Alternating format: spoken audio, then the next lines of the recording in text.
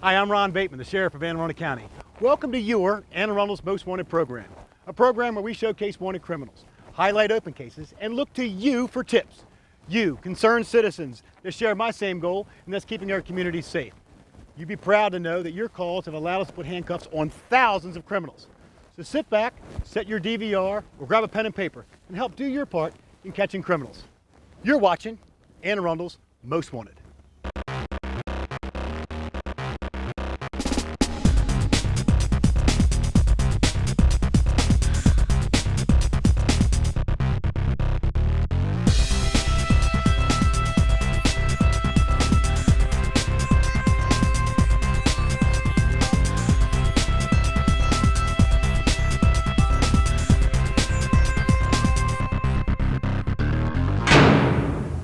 And now for another regular guest on our show, Trooper First Class Katie Follen from the Maryland State Police, Glen Burnie Barrack. Welcome back to the show, Katie. Thank you, Sheriff. Who'd you bring for us?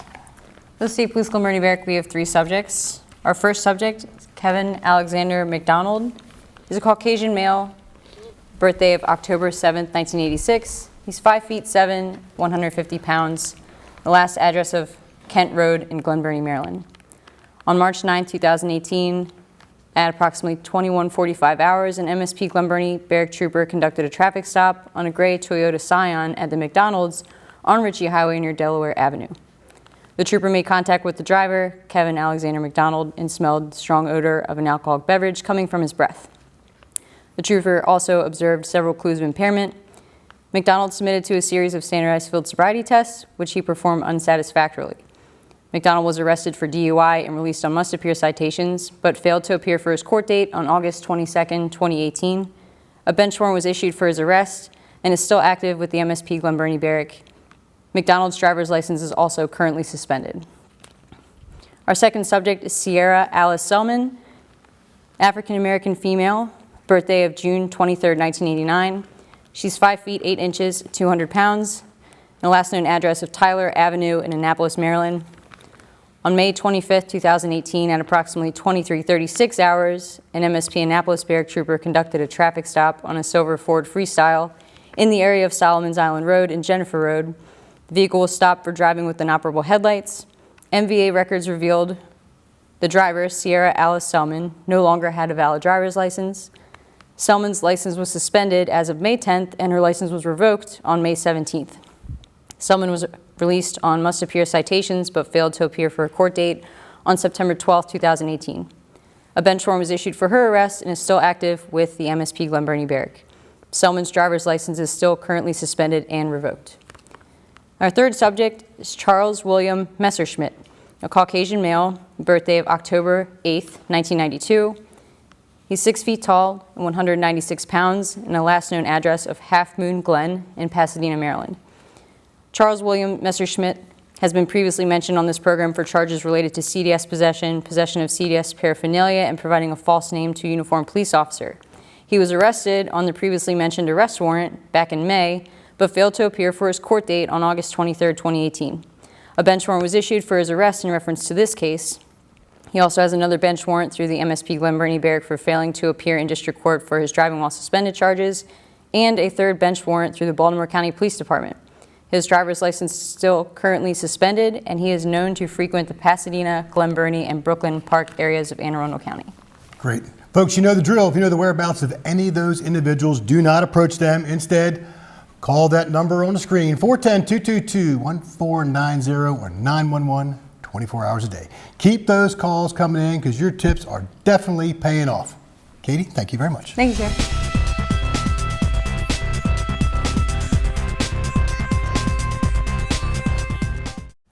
And everyone recognizes our next guest is Sergeant Amy Megath from the Annapolis Police Department. Welcome back to the show, and who did you bring for us? I've got 2 today, Sheriff.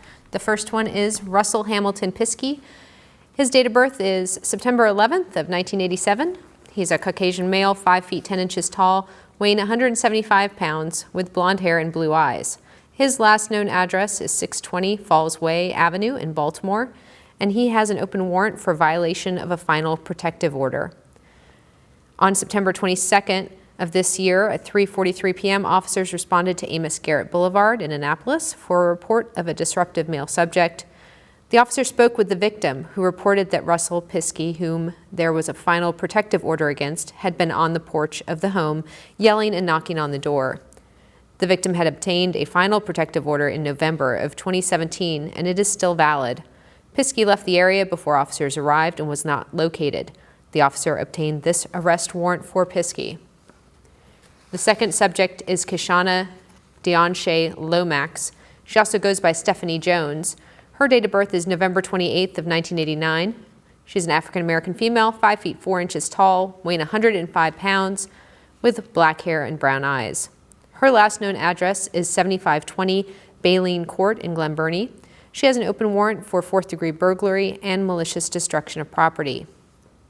On June 27th of this year at 11:53 a.m., officers responded to Monument Street for a report of a burglary that just occurred. The officer spoke with the victim, who reported that she had a friend, Kahshanna Lomax, over to her home, and they got into an argument. Earlier, Lomax and the victim went downtown and got into a physical altercation over money. The police were called at that time, and Lomax and the victim went their separate ways. When the victim arrived home, she discovered the door to her home forced open. She entered the residence and discovered Lomax coming down the stairs inside. Lomax fled the home, and the victim contacted the police. Officers obtained this arrest warrant for Lomax. So folks, you know the whereabouts of any of those individuals. Do not approach them. Instead, call that number on the screen, 410-222-1490 or 911 24 hours a day. Now, Sheriff, since this may be our last most wanted, I did want to read a letter from our chief, Scott Baker. Oh, cool.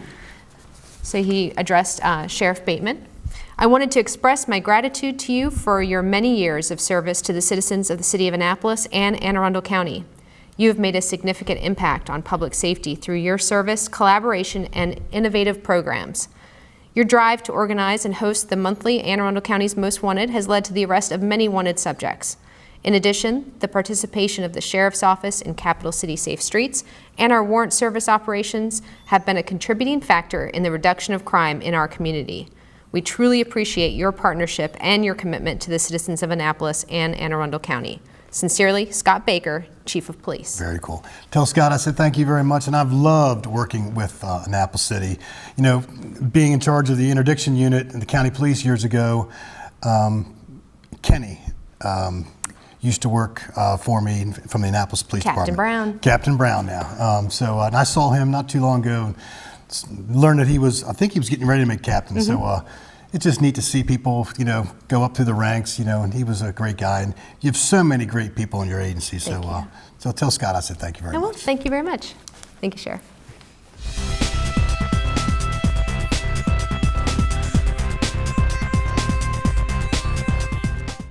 And now for another regular guest on our show, Mark Lemansky from the Anne Arundel County Police Department. Welcome back to the show, brother. Thank you, Sheriff. Who'd you bring for us? We have 3 for you today, Sheriff. The first one is Darryl Williams, who is wanted for an alleged assault that occurred on September 12, 2018. On that date, Williams entered the 7-Eleven store located at 4000 Ritchie Highway in Brooklyn Park. As he walked into the store, the clerk immediately recognized Williams from a prior incident and told him to leave. The clerk followed Williams outside, where Williams displayed a knife and threatened to harm the clerk.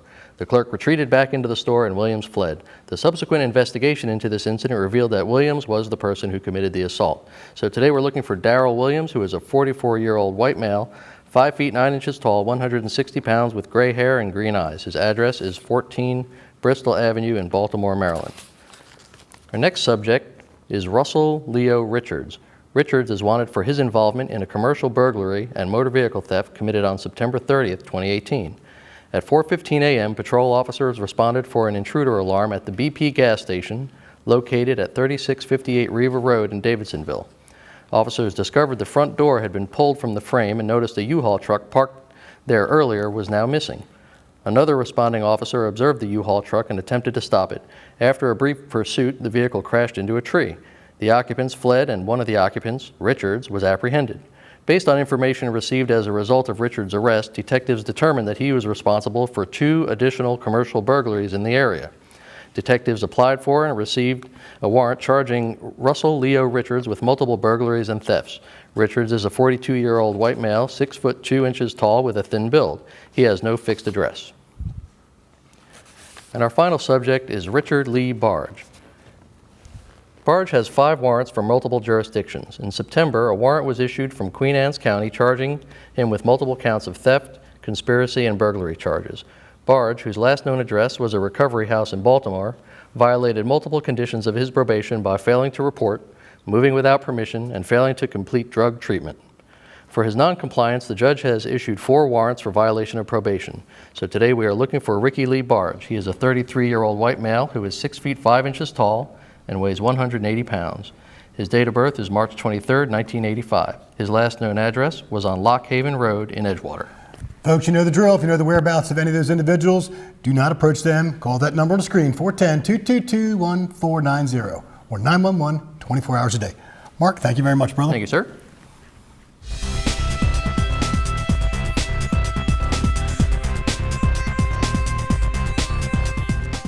We're rolling, ready in 5, 4, 3, 2. Okay, now for the portion of the show about the Anne Arundel County Sheriff's Office. So instead of talking about 3 wanted people, this is going to be my last show as your sheriff on the Most Wanted show. And to put some notes in my phone, I wanted to recap some things that's happened over the last 12 years that have just allowed the Sheriff's Office to excel and really put itself at a level we've never been to in the last 367 years, to be honest with you. So I'm just going to go at random here. They're not really in any particular order, but I think you'll find some of these, you'll remember some of these. It'll be a flashback. First off, I was just reminded that for a government show on local cable TV, our Most Wanted show, since we've been hosting it and Dale Boyer's been behind the camera, has been one of the most viewed government shows ever in Anne Arundel County. So that's really neat. It shows a lot about the commitment of the citizens of Anne Arundel County, how you're concerned about your community and you want to do something to make it better. So, as we end every show, let's keep Anne Arundel County safe. Well, that's what you've been doing by watching this show. So pretty cool about that, and I really appreciate Dale and Brian and Lieutenant Brian Andre, who put together the show recently, but before him was Jennifer Gilbert Duran when she was a lieutenant. And one of the things we've done in this last 12 years is I was able to promote her to captain, the first female ever in the history of the Sheriff's Office since 1650 to ever make the rank of captain, and Jennifer deserves that. But Jennifer used to put together the show, and before her, Deputy Sheriff Harry Neisser, a longtime friend of mine, former instructor in the police academy. So I really appreciate Harry and Jennifer and Brian, what you guys have done putting this show together. So good stuff. So some of the neat things, the comptroller's sting. It's the very first thing we did. We got in the office. We hooked up with Peter Francho at the comptroller's office in Annapolis, and we sent out letters to about 500 people wanted for various crimes, misdemeanors and felonies. And we told them that they were getting a tax refund check in amount of $572.26. I remember it like it was yesterday, and it was 12 years ago. And we told them to bring 2 forms of photo identification down on number 80 Calvert Street at the comptroller's office on a Saturday to pick up their check. And we organized all this, worked jointly with the comptroller's office, and they came in droves, and we got so many people. No one got hurt, no one tried to resist arrest, and no one fled, and it was just a very successful operation. After that, not long after that, we did Flowers by Ron on Valentine's Day. That was really cool. Again, we gave a number of phone calls to both men and women wanted for various crimes. We had party baskets for men and flowers for women, and once we got to their address and went to pick them up, they thought they were getting their flowers or their party basket, they were placed under arrest. And I tell you what, when a woman found out that someone was sending her man, boyfriend or husband, something on Valentine's Day, she made sure he was there. So that worked out very good for us. Then we had the Keystone Candygram operation that was also on Valentine's Day. Same thing, worked very well. On the front of that box, the Keystone Candygram box, was a picture of my great-great-grandfather, William Bateman, in his double-breasted Baltimore City Police Department uniform back in 1906. And that's why we used the Keystone. So that was pretty cool. We've also, because of the largest number of arrest warrants we get or failure to appear, we decided that we'd work with our delegates and our senators to try to get a law created, which we did. It was a pilot first, only in Anne Arundel County for the first 3 to 5 years, I believe, where if you had an outstanding tax refund check and you wanted your check, you didn't get your check until you turned yourself in and had your warrant taken care of. That proved to be a huge success and still does. So successful, it was later adopted as a Maryland state law. So that's really cool. And that just started out of the sheriff's office. And it actually came as an idea that I had one day when I was walking over to the House of Delegates and I was telling Rick Tabor, my second in command, that I was getting a decent tax refund check. And then the light went off and going, you know what, that'd be really cool if we could withhold people's tax refunds if they had a warrant. Well, sure enough, after a lot of testimony, we got it passed. Speaking of that, we also worked in concert with Judge John Morrissey and Judge McKenna. Because, again, like I said, the largest number of warrants we ever get are FTA, failure to appear. We had 2 failure to appear forgiveness days that were really successful. And I really thank the staff of the Annapolis District Court and the 2 judges I just mentioned to allow that to happen. When I talk about warrants, one of the coolest things I always say that we did, and that's with the men and women in the sheriff's office, is we were able to reduce the number of arrest warrants, the largest that it's ever been reduced. When I came to office, it was 13,584. And we get around 1,200 brand new warrants every month. So it was 13,584, and that number just only goes up every single day. And the majority of them are for misdemeanor crimes, but it's still a number that you hear all the time and maybe feel threatened about. So we have been able to reduce that. The largest percentage was 43% in the last 12 years. And I don't know what it's down to now, but it's. I'm really proud. I got to tell you, let me just pause for a second to tell you that the men and women in the sheriff's office are second to none. Whether they're sworn or civilian, they come to work every single day. Probably some of the lowest paid law enforcement there is in Anne Arundel County, or not Maryland, but they come to work with a sense of pride and dedication that it's second to none. And I can say this without notes, obviously, because they've always impressed me, and that's why it's been one of my coolest time of my law enforcement career ever. So you guys have a lot to be thankful for of who's working for us. So talking about this show, we've had some neat people on this show. We had Pat Sajak standing right here. We did the Wheel of Felons. My friend Tom Perry made up a nice wheel. We put a bunch of wanted people, and I spun the wheel. I was Vanna, not nearly as good looking. Spun the wheel, and then Pat pulled it off and read who the wanted person was, and that was really cool. It got us a lot of attention on the show, and everybody got locked up pretty quick because a lot of people watched that show. We had Travis Pastrana. We actually went to Travis's house in Davidsonville. He's a good friend of mine, and we did a show about for people growing up, or if you're grown up, to pick good hobbies. Whether it's motocross, or bicycle riding, or soccer, or baseball, or football, or playing chess, or reading books, what have you. Pick something that keeps you busy and out of trouble, and that was the theme of that program. Again, I'm jumping all over the place. I was putting this down on the way here.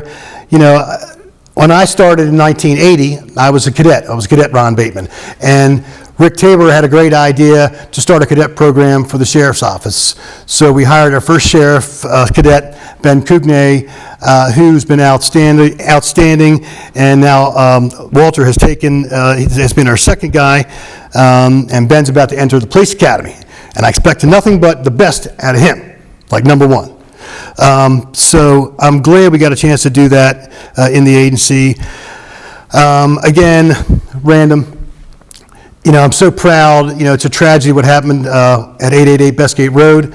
But I can tell you that I'm so proud of my deputy sheriffs who were number 1 and number 2 through that door, working in concert with the county police and Annapolis Police and state police and a number of other law enforcement agencies. But for Barry Byers, Deputy Barry Byers, and Brian Williams, Deputy Sheriff Brian Williams, they were the first 2 that went in, and I'm so proud of them. They are absolute heroes, no question about it.